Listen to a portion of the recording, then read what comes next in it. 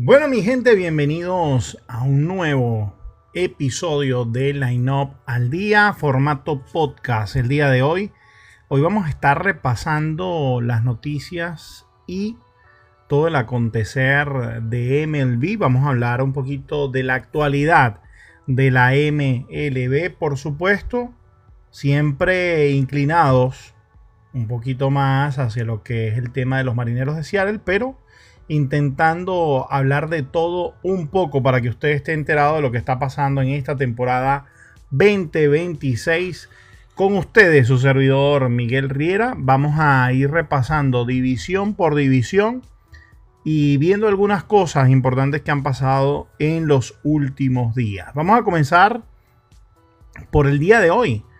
Hoy 19 de mayo, el equipo de los Marineros de Seattle tomó la decisión de que no iba a tener una rotación natural en lo que concierne a sus abridores estelares.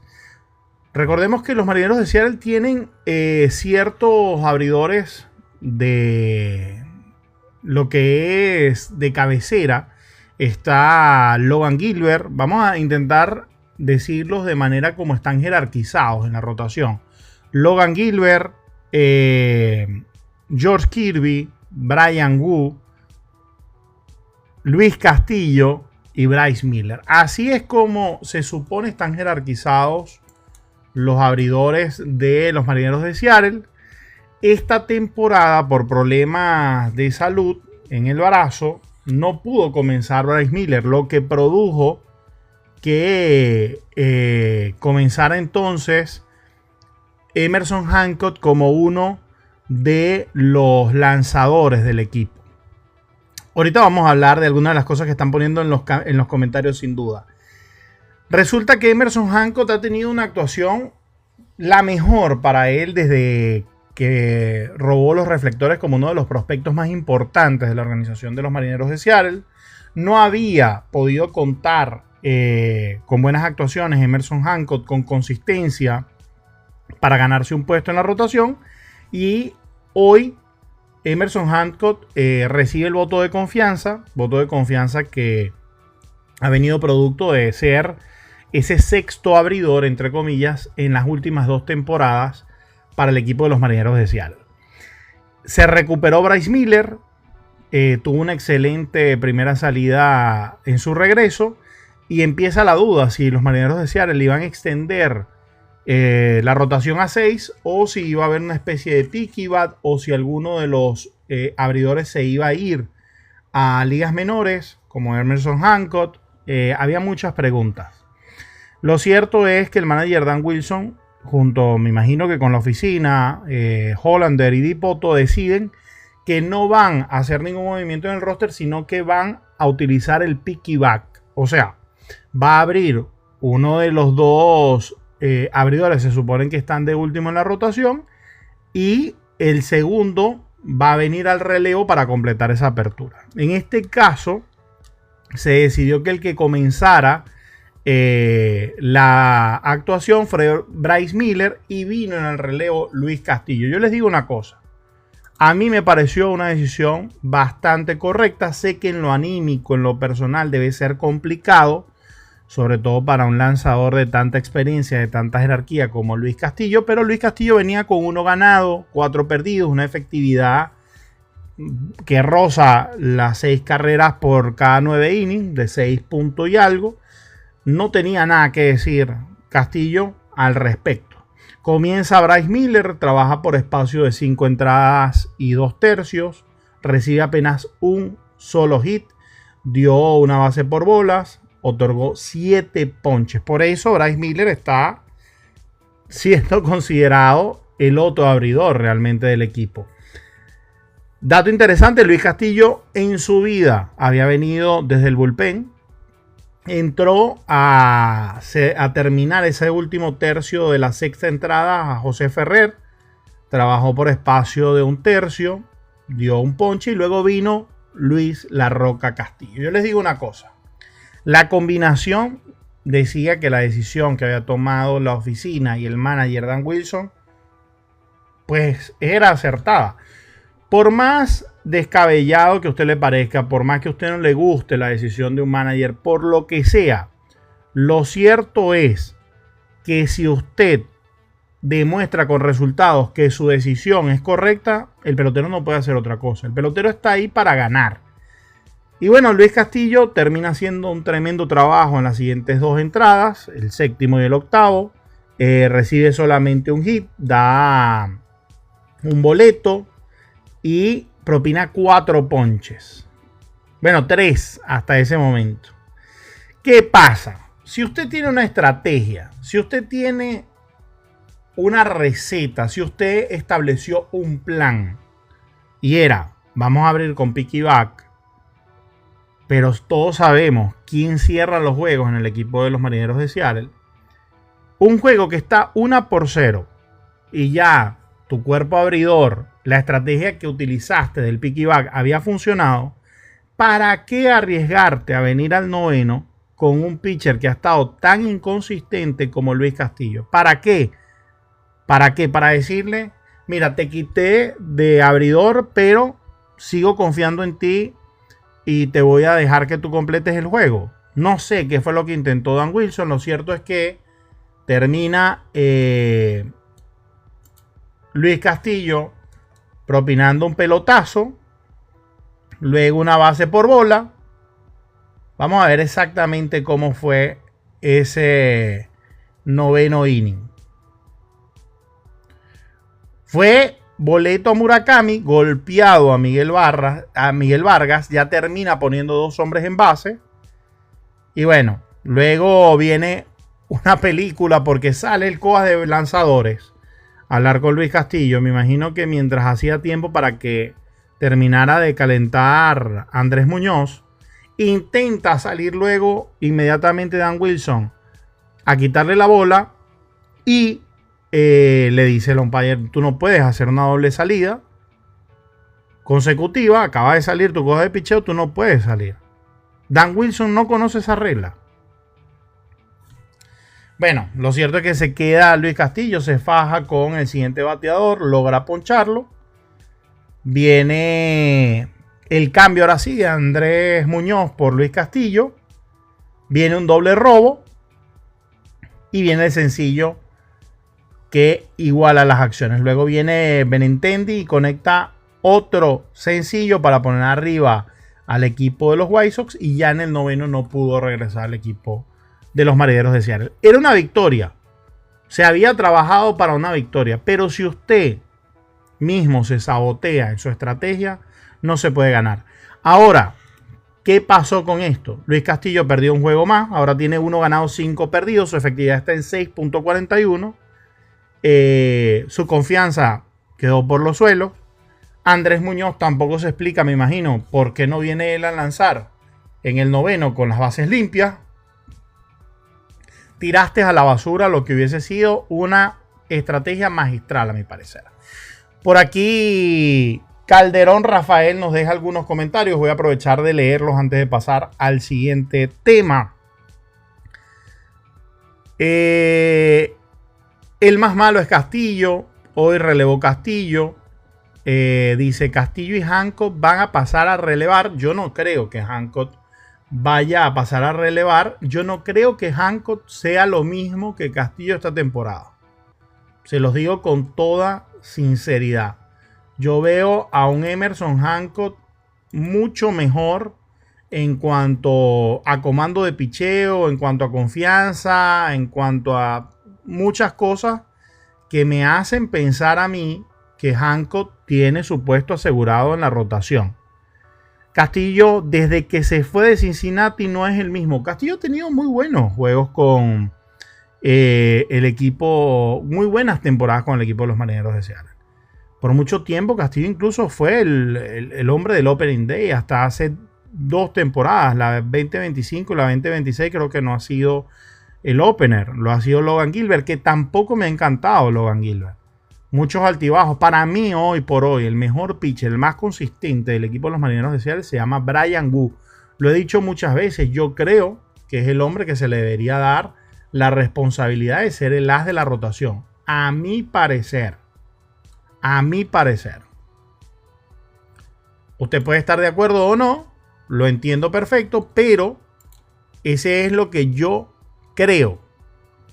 Y lo que sí no cabe duda es que Castillo no está pasando su mejor momento. Y no creo que sea una pieza fácil de cambio. Que eso es lo otro que me pasa. O sea, tú dices, va a venir mayo, va a venir junio y tal vez intentan cambiarlo. Sí, pero ¿cuánto vale el contrato de Castillo como para que tú puedas tener algo a cambio? Hancock tiene 3 ganados, 2 perdidos, 3.02 de efectividad. Incluso entre los abridores del equipo de los Marineros de Seattle, Hancock es el que tiene mejor efectividad. Tiene mejor efectividad que Gilbert, que tiene 4.45. Tiene mejor efectividad que Bryan Woo, que tiene 3.51. Y tiene mejor efectividad que George Kirby, que tiene 3.45. Hancock hoy, quizás en 9 aperturas, el mejor abridor que está teniendo el equipo de los Marineros de Seattle. En whip 1.01, solamente por encima está Bryan Woo con 0.98. Le batean 226 de averaje, solamente Woo lo supera con 213. Así están. El que menos carreras ha permitido, con 18, ha sido Emerson Hancock. También ha sido el que ha trabajado menos innings de estos 4 abridores. Hancock tiene 9 aperturas, mientras los otros 3 tienen 10 aperturas ya. Vamos a ver qué pasa con todo esto. Pues bueno, ayer hablábamos del caso de Colt Emerson. Debutó en las Grandes Ligas el día domingo. Una historia muy bonita la de Colt Emerson. Ha sido un prospecto muy valioso dentro de la organización de los Marineros de Seattle en las últimas temporadas. Se ganó a pulso su extensión de contrato. Fue muy rápido su ascenso en ligas menores y bueno, recibió el llamado a Grandes Ligas el domingo estando en Tacoma, que queda aproximadamente a 45 minutos, 1 hora del T-Mobile Park, el Cheney Stadium, el estadio de AAA de la organización de los Marineros de Seattle. Le dicen, bueno, haga su maleta, que usted hoy no juega aquí, usted hoy va a ser titular, va a jugar la tercera base de los Marineros de Seattle. Se fue. Siguiente juego, el primero de la serie contra los Medias Blancas de Chicago el día de ayer, da su primer hit, jonrón de 3 carreras. Así comienzan las historias muchas veces de cuando nace una estrella en las Grandes Ligas. Esperemos lo mejor para Colt Emerson. Yo he venido haciéndole mucho seguimiento a su carrera. Pues bueno, mi gente, recuerden suscribirse, recuerden darle me gusta, compartir, dejar su comentario, no solamente aquí en TikTok, que es en donde grabamos el podcast, sino también en YouTube. Recuerden que todos los en vivos y los videos como este quedan colgados en el canal de YouTube de Line Up al Día. Recuerden seguirnos en todas nuestras plataformas, Instagram, TikTok, Facebook y YouTube como Line Up al Día o Miguel Riera. Y mientras estemos aquí en TikTok, recuerde dejar sus me gustas. Vamos a pasar al siguiente tema y es un poquito más general. Vamos a revisar lo que ha sido la tabla de posiciones de las Grandes Ligas. Vamos a comenzar en esta ocasión por el viejo circuito. Vamos a irnos al este de la Nacional y vamos a ver lo que está pasando en cada una de las divisiones. Vamos a comenzar por el este de la Nacional con los Bravos de Atlanta, que siguen siendo el equipo que está liderando las Grandes Ligas. Bueno, prácticamente desde que comenzó esta temporada no han bajado el pie del acelerador. Por un momento comenzó muy bien los Dodgers. Han estado ahí de tú a tú estos dos equipos en cuanto a la tabla general de los 30 equipos, pero en su división han sido los mandamás. Juegan para 33 y 16, han ganado 7 de sus últimos 10. Tienen un diferencial de carreras de más 90. Han tenido algunos problemas últimamente el equipo de Atlanta. Se lesionó Altuve, Ronald Acuña Jr., que no es poca cosa. Con todo y eso han salido adelante, han seguido ganando juegos. Pero ahora su novato del año, la temporada pasada, Baldwin, también se fue a la lista de lesionados. Atlanta empieza a acumular algunos problemas, algunas lesiones. Esperemos que no sea nada que pueda afectar mucho el transitar del equipo. Pero bueno, La realidad es que, claro que empieza a preocupar porque hay que ver qué tanta profundidad logra tener Atlanta para poderse reponer de esto. Por ahí dicen que Baldwin está poderoso. Yo he leído que se había ido a la lista de lesionados. Vamos a confirmar esto en este momento porque no sé si es que simplemente salió de un juego y regresó. Pero ya vamos a ver lo que vemos aquí del equipo de los Bravos de Atlanta. Sin duda lo de Matt Olson sigue siendo impresionante. Harry segundo sigue aportando muchísimo. Ozzy Alvis, bueno, ni se diga lo que ha estado produciendo para el equipo de los Bravos de Atlanta, que aún sin tener a el equipo de ideal, no tener a Ronald Acuña Jr. activo, siguen ganando juegos. Bueno, por confirmar el tema de Baldwin, vamos a seguir porque si no se nos va a ir el tiempo. Filadelfia ya empieza a jugar para más de 500. Está con 25 y 24 el equipo de Filadelfia. Todavía muy lejos. Juega para 8 juegos de diferencia de Atlanta. Han ganado 8 de sus últimos 2. Desde que Tom Mattingly tomó las riendas del equipo, este equipo cambió. No sabemos si fue que fue una coincidencia que los jugadores entraron nuevamente en confianza. Yo no sé qué decirles. Pero lo cierto es, desde que hubo el meneo de mata, desde que se cambió el manager, los Phillies de Filadelfia se metieron en la pelea. Washington empieza a ceder terreno. Siguen jugando muy cerca de 500. Solamente una derrota más que una victoria, 24 y 25. Juegan para 5 y 5 de sus últimos 10. El picheo no ha ayudado para nada el equipo de los Nacionales de Washington, que tiene una diferencia de menos 19 carreras, igual que los Phillies. Pero los Phillies vienen mejorando, mientras que Nacionales ha ido soltando terreno.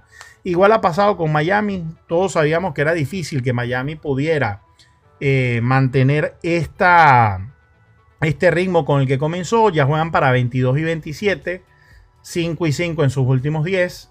Siguen equilibrados en cuanto a carreras con menos 5. Y por último en esta división el equipo de los Mets de Nueva York, que empiezan a mostrar mejorías.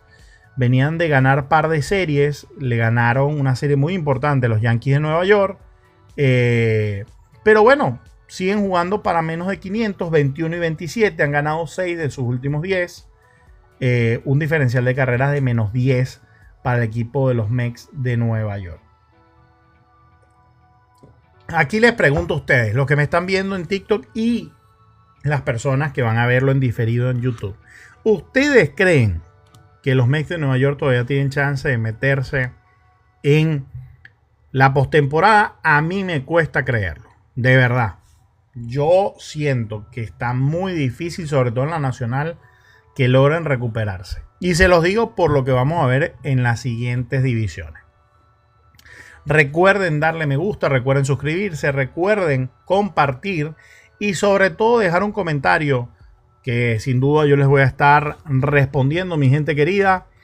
Vamos a seguir con la siguiente división y es la división central de la Liga Nacional, que está liderada por el equipo de Milwaukee Brewers, los cerveceros de Milwaukee, con un score o un récord de 28 y 18.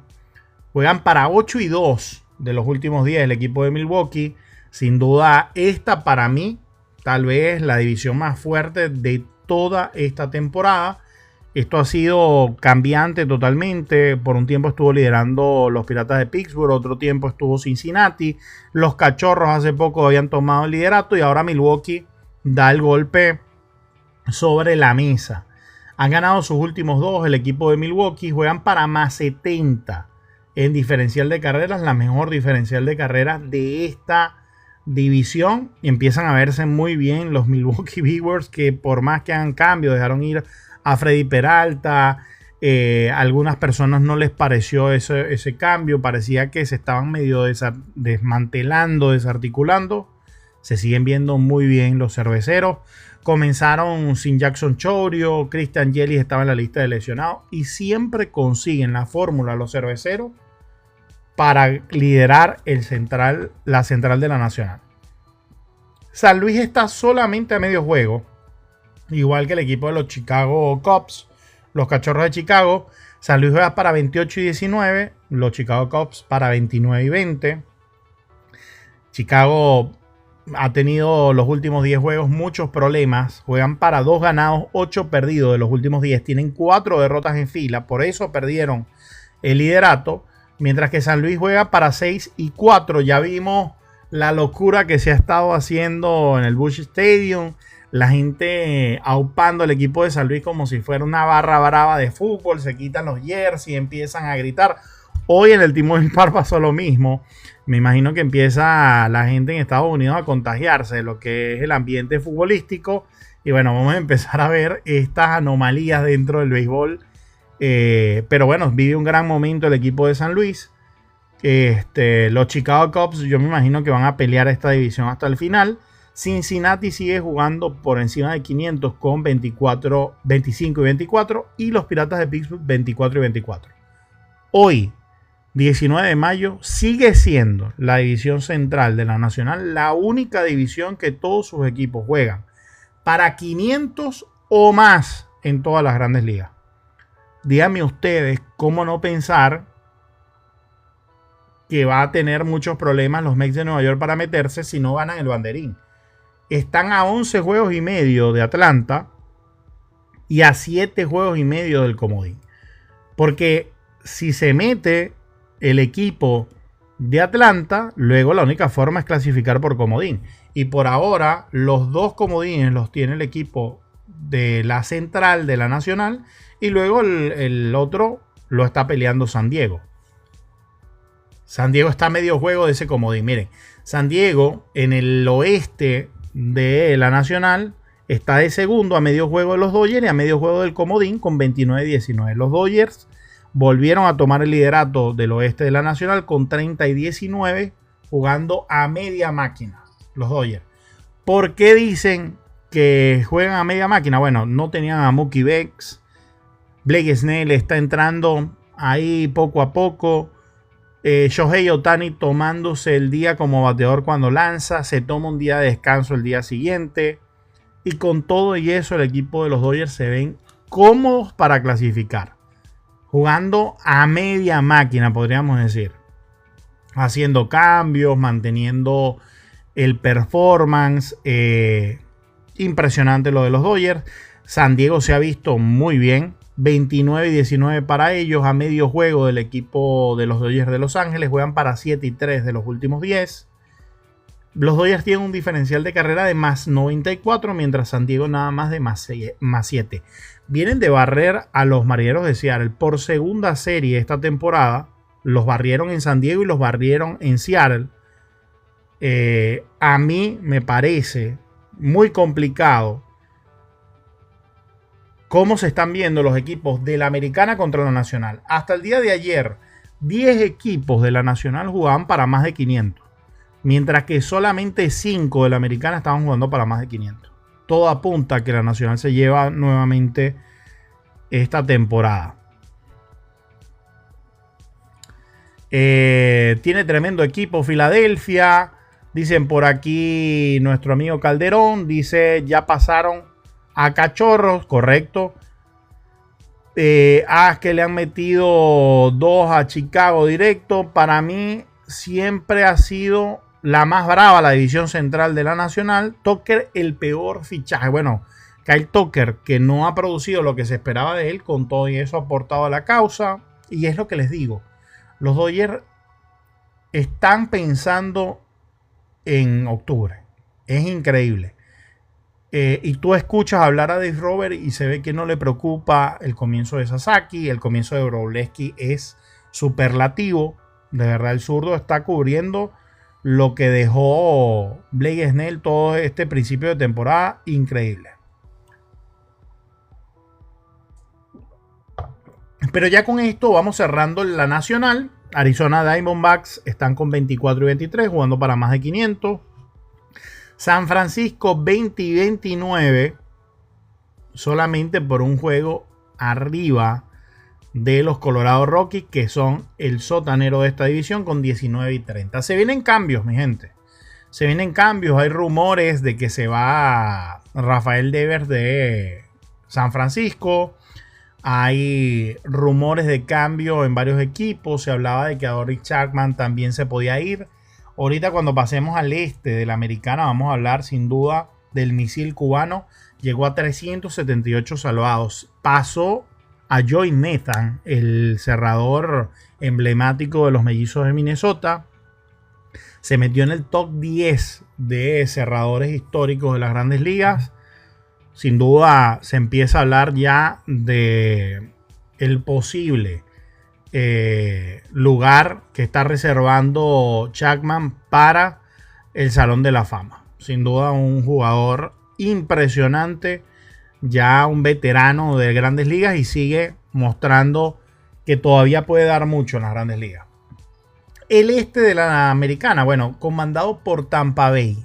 Con diferencia de 3 juegos, 32 y 15 juega Tampa Bay, 7 y 3 de los últimos 10, más 38 el diferencial de carrera. Tampa Bay que se ha hecho fuerte en el equilibrio. No tienen mucho de nada, pero tienen lo necesario para ganar los encuentros. No son los mejores en producción de carrera, no son los mejores en picheo, pero han sido un equipo muy equilibrado. Han ganado sus últimos 3. Están jugando serie contra Baltimore.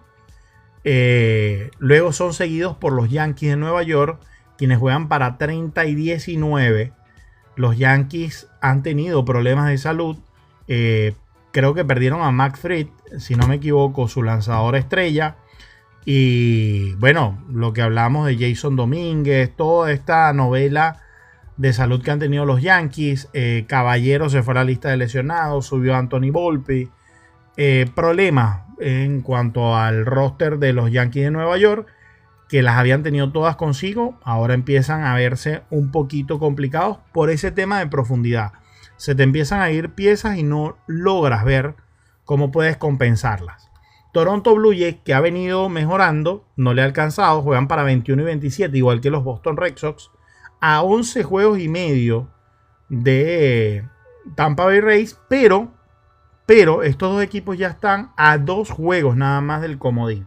Y es porque el resto de las divisiones, el oeste de la Americana y la central, pues están dejando espacio a que estos equipos del este, aún con estos récords, puedan estar totalmente vivos a esta altura de la temporada, y ahorita lo vamos a ver. Baltimore con 21 y 28 está a 2 juegos y medio del comodín, a 12 juegos de la cima del este de la Americana, pero a 2 juegos y medio del comodín. Todos vivos aquí, así que el que piense que el este, que Boston ya está eliminado, que Toronto ya está eliminado, nada más lejano que eso. Nada más lejano que eso. Vamos a la central de la Americana. La lidera el equipo de los Guardianes de Cleveland con 28 y 22. Hay serie entre estos dos equipos, si no me equivoco. Entre Cleveland y Detroit, correcto, 28 y 22. Y Chicago White Sox con 25 y 23 está en el segundo lugar. Luego viene Minnesota Twins con 22 y 27. Detroit Tiger, que se ha ido quedando. Bueno, todos sabemos los problemas que ha tenido Detroit Tiger. Empezando por el nombre de Tarik Skubal. Ahí ya puedes resumir lo que ha sido la catástrofe del equipo de los Detroit Tigers. Y para usted de contar, realmente Detroit muy lejano al performance que vimos el año pasado. Kansas City Royals con 20 y 29 son el sótano junto con Detroit Tigers de esta división. Sorpresa a los Chicago White Sox. Kansas City Royals con 20 y 29 son el sótano junto con Detroit Tigers de esta división.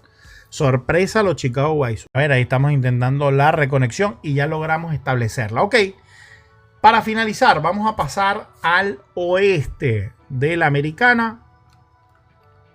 El oeste de la Americana está liderado, así como la central de la Nacional, es la única división donde todos sus equipos juegan para 500 o más. El oeste de la Americana es la única división donde todos juegan para 500 o más. El oeste de la Americana es la única división donde todos juegan. Puedo estar equivocado, pero el oeste de la Americana, de ahí no va a salir. No salió el campeón el año pasado de la final de la Liga Americana. No creo que salga tampoco quien dispute la Serie Mundial este año. Será otro año más para los Marineros de Seattle sin jugar una Serie Mundial. Los Atléticos de Oakland con 23 y 24 lideran. De segundo, los Texas Rangers con 23 y 25. Los Marineros con 23 y 27. Houston con 20 y 30. Y los Angels con 17 y 31. Los Marineros ya lograron alcanzar a Texas y los Atléticos en cuanto a ganados, pero tienen más derrotas que ellos. Están a un juego y medio de la cima de la división y a un juego del comodín. Yo creo que los Marineros eventualmente se van a meter en postemporada, pero no creo que tengan la misma profundidad ni el mismo empuje que tenían el año pasado. El picheo ha estado inconsistente, el relevo con muchas costuras, han tenido que llamar a muchos hombres de AAA, no se termina de definir un line-up. El proyecto de matchup de Rob Refsnyder y de Connor Joe, y para usted contar, para sustituir a zurdos cuando viene un lanzador zurdo como Dominic Canzone y Luke Riley, a mí me parece que no ha funcionado. Y lo de hoy es un claro ejemplo de que el equipo está intentando conseguir victorias, pero se termina complicando en esa improvisación, en esa búsqueda de respuesta.